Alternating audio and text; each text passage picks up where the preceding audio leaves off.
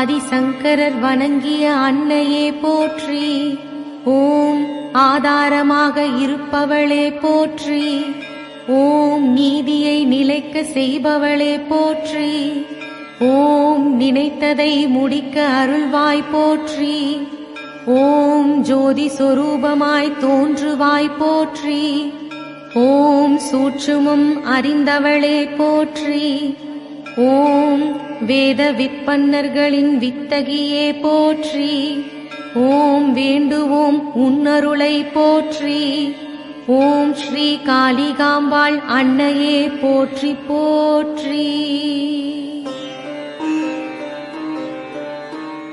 ஓம் காளிதாசன் பாடிய சக்தியே போற்றி.